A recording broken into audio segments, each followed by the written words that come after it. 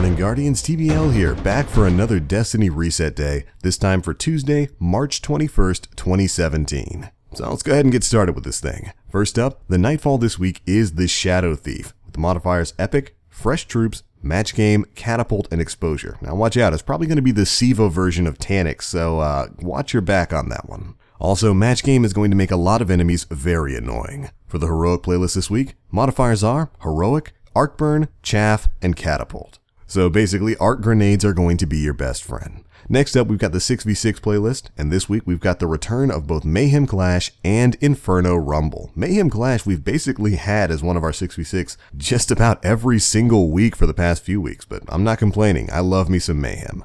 Alright, moving on to Fellwinter Peak. First up at Shiro 4, his bounties are Pull the Plug, where you need to kill Fallen Majors and Ultras, Anti-Splicer, where you need to complete 10 patrols in the Plaguelands, Archon's Forge Captains, and Archon's Forge Servitors.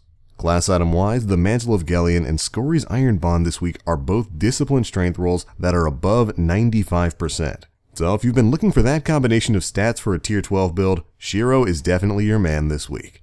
Alright, moving on to the Cryptarch, this week Tyra Karn has got, well, more of the same old. She's got the Memory of Timur with a strength focus, the Memory of Radagast with an intellect strength focus, and finally, the Memory of Gellion with an intellect focus.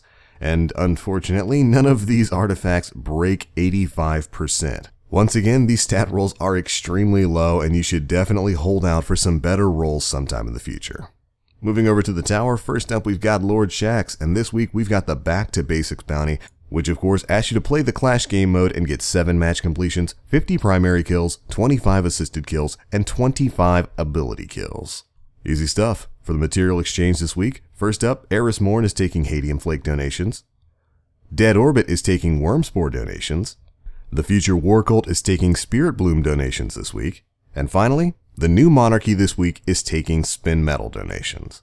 Although you might want to hold off on dumping your materials until we get that Nightfall EXP buff back.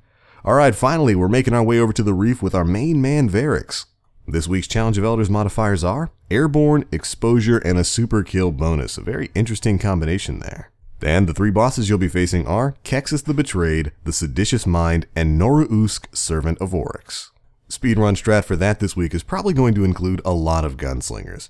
Alright, and of course before we leave, let's talk some class items. This week, Varix has a Devil's Bond, a Kel's Bond, the King's Mark, and the Kel's Cloak, all intellect discipline, all above 95%, and all worth picking up. If you're looking for a decent intellect discipline build, regardless of your main class, Varix has got you covered. Just make sure you bring him an engram. Alright, and for our final stop this week, we have got Petravenge and the Queen's Wrath. And this week, her wanted bounty is for Darnu, Horn of Oryx. You'll find him in the Divide in the Cosmodrome. As usual, a fire team is recommended. Next up, we've got Take Them Out, where you need to kill 12 consumed or named Fallen, Hive, Cabal, or Vex in the Cosmodrome. Take Them All, where you need to kill 100 Taken.